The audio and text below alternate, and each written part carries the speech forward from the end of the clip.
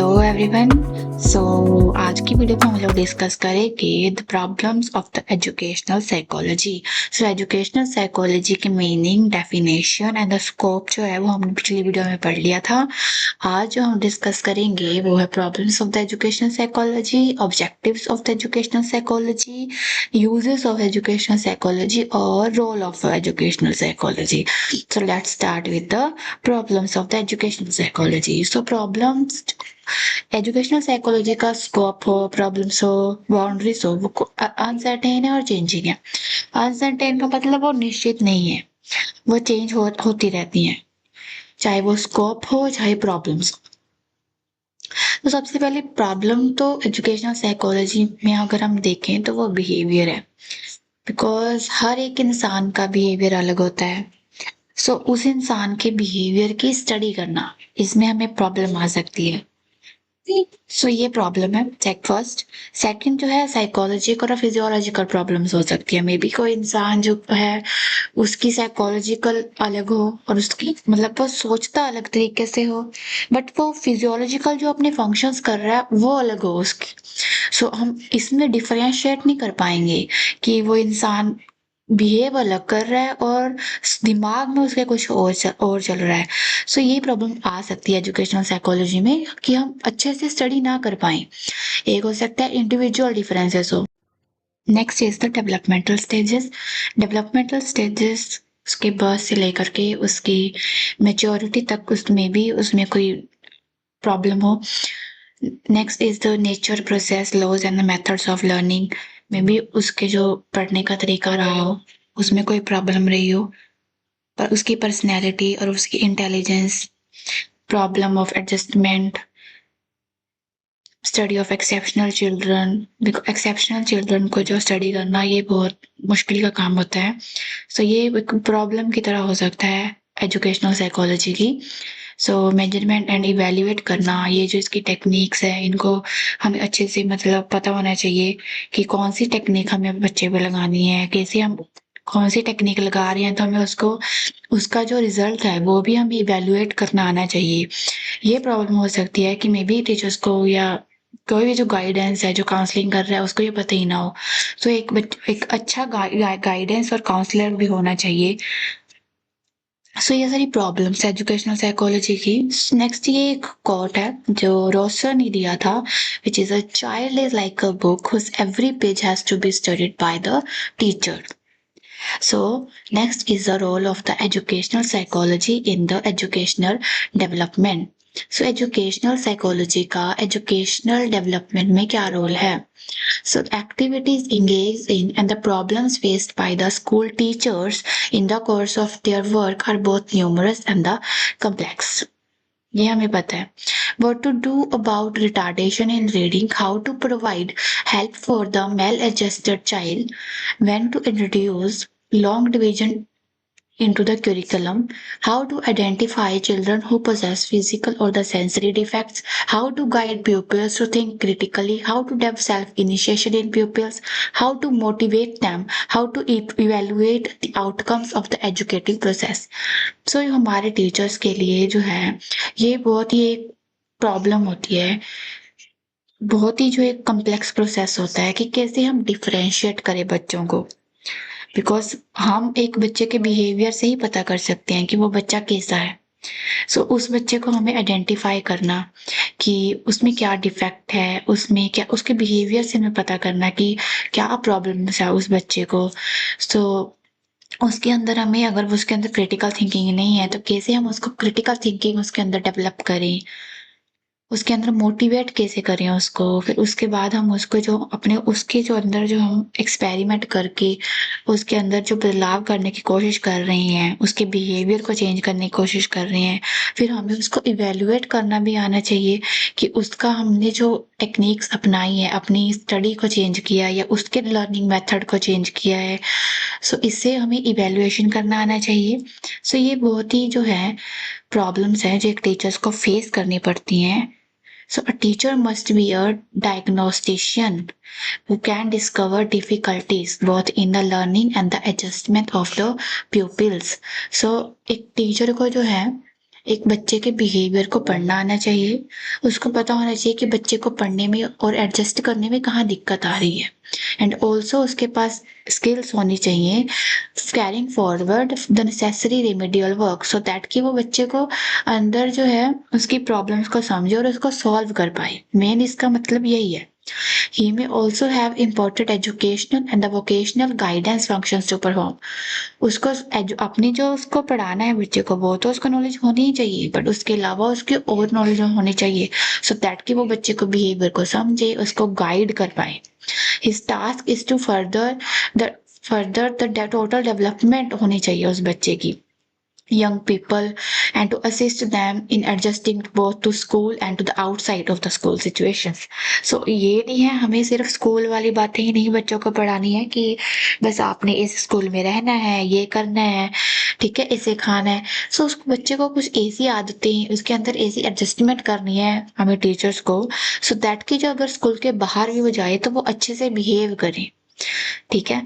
सो ये school teachers की एक बहुत बड़ी ड्यूटी होती है, और ये चीज हमारा काम होता है कि हम एक बच्चे के बिहेवियर को बदलें, उसको अच्छा बनाएं। सो ये हम कर सकते हैं through educational psychology. Many complex duties involved in the teaching require special training of the highest order. The teacher must possess a comprehensive and integrated set of knowledge of a psychological principles which can explain the human behavior. सो हमें जो है कुछ psychological principles पता होने चाहिए, उनकी knowledge होनी चाहिए हमें कि कैसे हम बच्चों के बिहेवियर को समझ सकते हैं कि कौन सा बच्चा जो डिफरेंट है, कौन सा बच्चा जो है कैसा बिहेव करता है, ठीक है। So how poses a technique for studying the individual child in order to determine which principles explain his behaviour in a given situation. So हमें टेक्निक्स के बारे में पता होना चाहिए, साइकोलॉजिकल टेक्निक्स के बारे में, जिससे हम बच्चे को एक जो इंडिविजुअल हमने बच्चे को देखा है कि वो अलग से बिहेव कर रहा है, सो हमें पता होना चाहिए कि हम इसको सही कैसे करें। सो हमें टेक्निक का पता होना चाहिए to able to analyse his own teaching learning procedure. उसको खुद की जो वो बच्चे को पढ़ा रहा है, कैसे पढ़ा रहा है, वो बच्चे को समझ में आ रहा है या नहीं आ रहा है, उसको ये सब चीजों को भी एनालाइज करना चाहिए टाइम टू टाइम।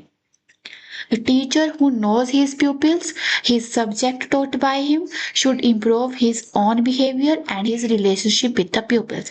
सबसे पहले तो हमें पता होना चाहिए, एक टीचर का काम है हमारे बच्चे के बारे में पता होना चाहिए कि वो कैसे पढ़ रहा है, उसको समझ में आ रही है या नहीं आ रही है। हमें अपने सब्जेक्ट के बारे में पता होना चाहिए कि हम अच्छे से पढ़ा पा रहे हैं या नहीं पढ़ा पा रहे।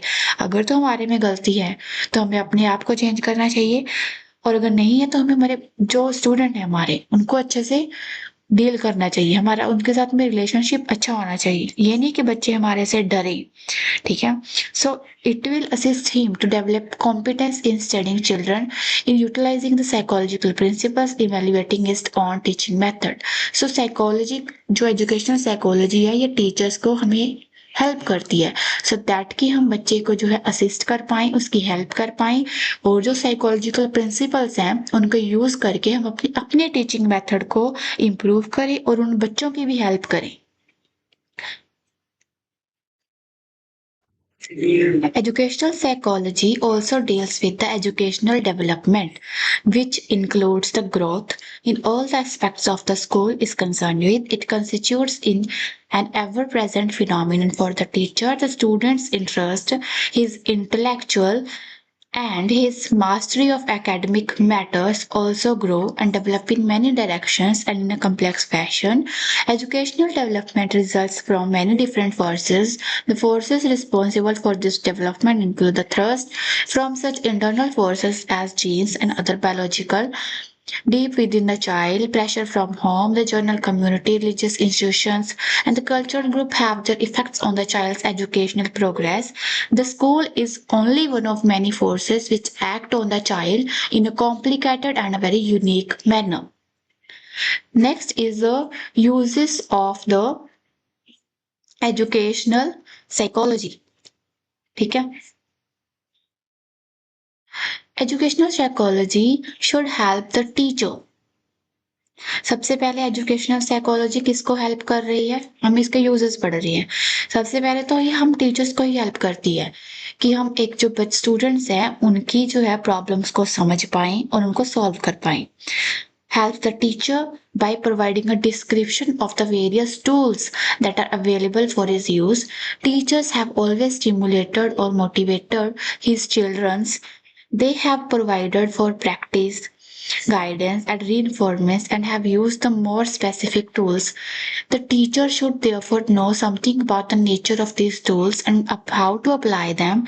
He should know their strengths and limitations and the conditions under which each may be used. सबसे पहले तो साइकोलॉजी के जो टूल्स हैं एजुकेशनल साइकोलॉजी के जिनकी हेल्प से हम एक स्टूडेंट की जो है बिहेवियर को चेंज कर सकते हैं, उनको हम गाइड कर सकते हैं, उनकी जो है लर्निंग मेथड को इम्प्रूव कर सकते हैं या अपने अंदर कोई चेंज कर सकते हैं।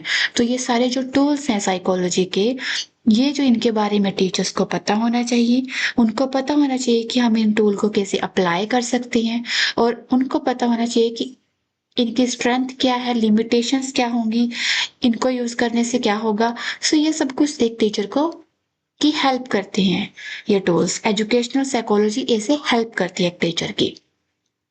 The school, being the most conscious and the deliberate member of the group of forces, must adjust its efforts to action of the other forces in the group. The teacher is something like the pilot of the ship.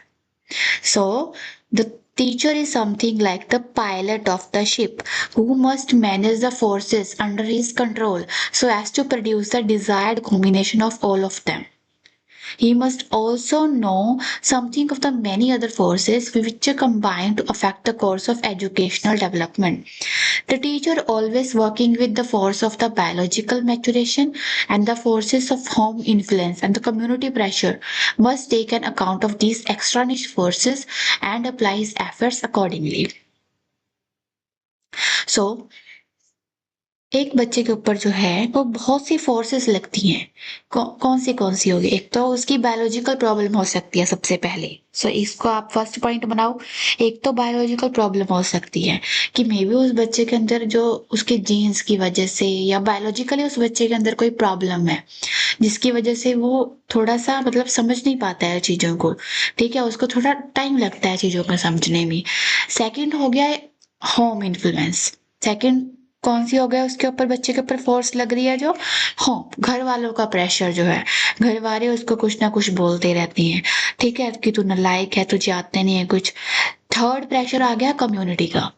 ठीक है, जो उसके friends हो गए, जो उसके society में लोग रहते हैं, उस बच्चे को बोलते रहते हैं कि हम सबसे कम मार्क्स आ रही है तुम्हारी। ठीक है, सो ये तीन फोर्सेस हो गई। ये एक्स्ट्रानीसियस फोर्सेस हैं जो एक बच्चे के ऊपर अफेक्ट डाल रही हैं। सो एक टीचर का काम है कि ये इन सारी जो फोर्सेस है इनके साथ में काम करे, उनको समझाए। ठीक है, सो दैट कि उस बच्चे के ऊपर जो है इस चीजों का इफेक्ट ना पड़े। तो जो टीचर का काम क्या है कि जो बच्चे के ऊपर इतना सारी फोर्स है, ठीक है, इतना सारा उसके बच्चे के ऊपर प्रेशर है, उन सबको मैनेज करे। ठीक है, if the teacher is to make an intelligent adjustment to these extraneous forces, he must know something of their nature and their contribution to the educational development. So एक टीचर का काम है कि एक जो है एडजस्टमेंट करे, मतलब उस बच्चे की जो है या उस बच्चे को उस बच्चे को समझाए, उसके अंदर कुछ और बिहेवियर चेंज करे, उसको अच्छे से मोटिवेट करे स्टडी के लिए, और उसके जो घर वाले हैं या सोसाइटी है, ठीक है, उनको चेंज करने की थोड़ी कोशिश करे, उनको समझाए। तो ये टीचर का काम है कि वो बच्चे की डेवलपमेंट के लिए, एजुकेशनल डेवलपमेंट के लिए अपना कंट्रीब्यूशन करे। Educational psychology, as a systematic study of all the forces responsible for the educational development, should be considerable use in aiding the teacher to take the extraneous forces into account and to adjust his efforts to these forces in the most efficient manner. So teacher to take the external forces, जो जितनी भी forces उस बच्चे के ऊपर लग रही हैं उनको अपने अकाउंट में ले, मतलब उनको अपनी निगरानी में ले, और उन फोर्सेस को जो लग रही हैं अपनी उनके उनके ऊपर अपने एफर्ट्स लगाएं, सो दैट कि उनसे जो है बच्चा अपनी प्रॉब्लम्स को मैनेज कर पाए। ठीक है। The teacher must be aware of the degree of the development which his students have attained. He can and must watch the dramatic physical changes in the student. He can watch the growing need for the independence, struggling with the fluctuation demands for the guidance and the direction and advice. एक जो बच्चा grow कर रहा है उसकी जो growing की needs हैं, उसको एक अच्छी गाइडेंस, उसको एक अच्छी डायरेक्शन, उसको एक अच्छी एडवाइस ये प्रोवाइड करवाना टाइम टू टाइम, किस एज में बच्चे को क्या गाइडेंस देनी है। सो ये सब कुछ जो है एजुकेशनल साइकोलॉजी हमें टीचर्स को बताती है। Educational psychology is a systematic study of educational growth, should aid the teacher greatly in reaching valid conclusions about the nature of the educational growth. It should give him a much clearer picture of phenomena of educational development, and this is the dramatic process about in which his work is interlinked. It may also represent that the part of the psychology which is of special importance to teachers. It is a psychological study of the phenomena of the educational growth. It seeks to understand the phenomena of the educational growth. So values of educational psychology: the teacher stimulates, directs, manage the educational growth. So एक बच्चे की जो educational growth है उसको manage करता है, direct करता है टीचर। और टीचर को ये सब कुछ कहाँ से पता चलता है? एजुकेशनल साइकोलॉजी से। ही deals with the other forces, जो इतनी सारी फोर्सेस बच्चे के ऊपर लग रही थी उनके साथ में डील करता है, एडजस्ट करता है, अपने एफर्ट्स को लगाता है, सो दैट कि वो बच्चे जो हैं कुछ अच्छा कर पाए अपनी लाइफ में। He deals with the phenomena of development as an interesting and the challenging intellectual problems. So next is the objectives of the educational psychology. Educational psychology के ऑब्जेक्टिव्स क्या हैं? The nature and the scope of the educational psychology can be understood from the study of its aim and the objectives. The main aim of the educational psychology is to make teaching learning efficient. So सबसे पहला इसका M क्या है? Teaching और learning को efficient बनाना, कि एक teacher अच्छे से समझा पाए और एक बच्चे को अच्छे से समझ आ जाए चीजें, बस यही एजुकेशनल साइकोलॉजी का मेन काम है। The other objectives क्या है? To develop proper attitudes in the teacher about the educational problem. सबसे पहले तो हम एजुकेशनल साइकोलॉजी एक टीचर को एजुकेशनल की प्रॉब्लम्स के बारे में बताती है कि उनको हमें कैसे डील करना है। To assist the teacher to set up appropriate educational situations so that the changes in the behavior of the children are to be brought out towards the desirable goals.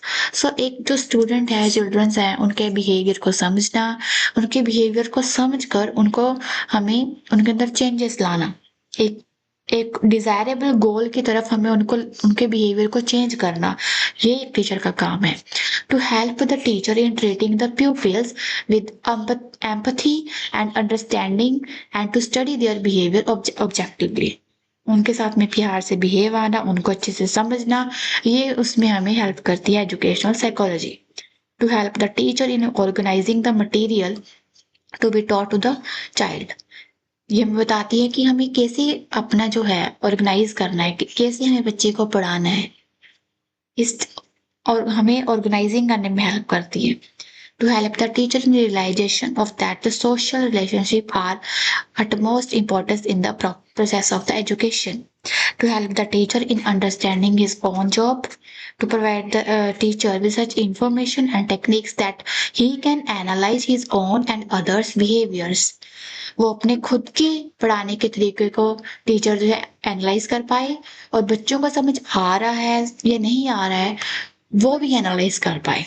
To help the teacher in providing proper guidance provide करना students को, हर एक बच्चा difference होता है, ये teacher को समझ आना।